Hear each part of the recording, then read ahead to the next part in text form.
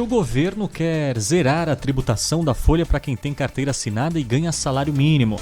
Essa é uma das bases da proposta da reforma tributária que o Planalto está discutindo com o Congresso.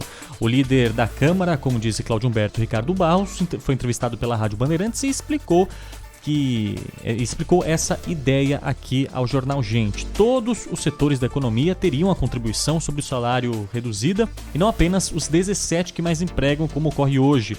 E além disso, quem tem carteira assinada e ganha até R$3 mil por mês ficaria isento do imposto de renda. No entendimento do governo, a grande vantagem disso tudo será o estímulo à geração de empregos, como afirmou Ricardo Barros. Nós queremos que os 38 milhões de brasileiros que se apresentaram agora para receber auxílio emergencial e que não têm carteira assinada possam chegar ao emprego formal. Desonerar o salário mínimo em todos os que têm carteira assinada é um objetivo. Não só desonerar o salário mínimo e os demais que têm carteira assinada. No salário mínimo vai ser zero a tributação em cima da folha. E queremos também aumentar o limite de isenção de 1.900 para 3.000 de quem paga imposto de renda. Então, quem ganhar até 3.000 não vai pagar imposto de renda. E o objetivo do governo é evitar que o veto à prorrogação da atual desoneração da folha para os 17 setores seja derrubado. O problema é o caixa, já que a conta dessa ampla desoneração, como o Planalto está chamando, chegaria a R$100 bilhões por ano. Segundo o líder Ricardo Barros, a saída pode ser um novo imposto, que foi proposto pelo Ministério da Economia e que a pasta defende há muito tempo. Para que nós possamos abrir mão de R$100 bilhões que são arrecadados hoje sobre esses 33 milhões de brasileiros que têm folha de pagamento, que estão na folha de pagamento com carteira assinada, nós precisamos arrecadar esses 100 bilhões em outro lugar. A proposta que o governo já está falando é esse imposto de transações financeiras, né? Um imposto de transações digitais, é tributar um universo de transações que hoje não estão pagando impostos no país e, obviamente, todas as demais. É daí que tem que vir o dinheiro, Lana? Todo tempo essa é uma ideia fixa. A nova CPMF vai resolver todos os problemas do governo, vai criar espaço fiscal, vai arrecadar R$120 bilhões e todos os problemas serão resolvidos. Em troca, aí sim a desoneração ampla para quem ganha até um salário mínimo, redução na cobrança de impostos para 2 e 3 salários mínimos. Isso geraria R$100 bilhões de economia de um lado para compensar o do outro, já que um novo imposto que eles não chamam mais de nova CPMF de jeito nenhum, virou substituição, como é que é? Substituição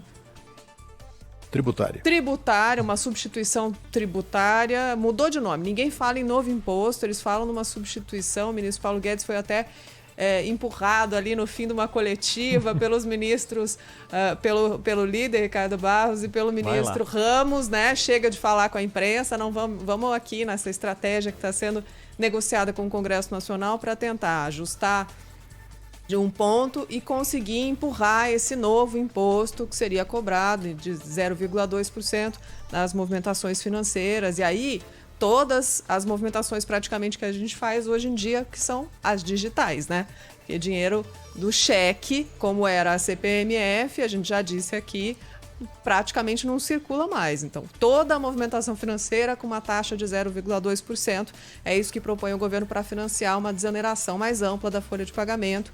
E também, neste momento, aí, o Congresso Nacional manteria o veto à prorrogação dessa desoneração até o final do ano que vem. Esse é o momento de manter a folha de pagamento mais barata. É isso que os empresários dos 17 setores que mais contratam na economia estão pedindo ao Congresso. A regra já está valendo. A folha está desonerada até o final do ano que vem. O presidente Jair Bolsonaro vetou e o Congresso Nacional tem uma oportunidade de derrubar este veto para garantir empregos. Cerca de 6 milhões de pessoas estão com emprego na mão do Congresso Nacional para essa decisão. E o governo tenta negociar. Deixa o veto. E eu coloco uma desoneração mais ampla aqui como proposta para todos os setores, não só esses 17. Mas aí vai ter que criar um novo imposto. Olha lá. Bom, essa vai ser a grande dificuldade do governo. O governo precisa certamente está advertido, né, de que essa coisa de CPMF, em geral, costuma corroer a aprovação dos governos, né? Os governos sempre sofrem uma perda de popularidade bastante acentuada sempre que se fala na retomada ou se fala em ressuscitar a antiga CPMF, que certamente é dos impostos mais odiados pelos brasileiros de uma maneira geral. Como vai defender uma coisa como essa e convencer as pessoas de que vai ser bom eliminar alguns impostos e substituí-lo por este, né? Esse aqui é o grande desafio, mas não tenham dúvida, essa é a decisão do governo. A decisão é apresentar na reforma tributária exatamente esse imposto, um imposto sobre transações digitais, eletrônicas, sei lá o quê, que substitua outros impostos, que aí tem que ver quais são, ICMS, não sei o quê, impostos que de fato pesam no bolso das pessoas, ISS, tem uma série de coisas, mas aí você vai mexer com isso na carga tributária de estados e municípios, aí dá uma confusão com o prefeito, enfim, é algo que vai ser ainda submetido a intenso debate, etc., né? Porque a grande dificuldade de reforma tributária, foi por isso que ela não foi concretizada nesses últimos 60 anos, né? A última reforma tributária foi há 60 anos atrás, exatamente porque ninguém quer perder receita. O governo federal não aceita perder, os governos estaduais e municipais também não aceitam perder, e aí deixam como estão, né? Todo mundo pagando uma enormidade de impostos com um dinheiro que os governantes arrecadam para aplicar muito mal ou para roubar, como aconteceu já em diversas ocasiões, né?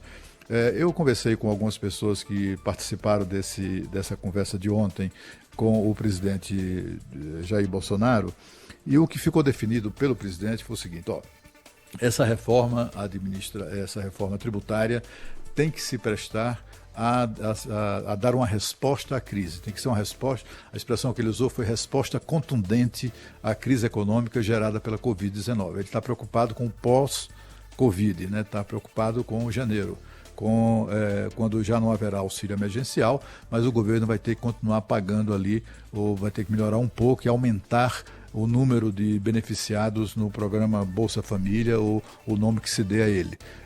Então, assim, a reforma tem que contemplar isso.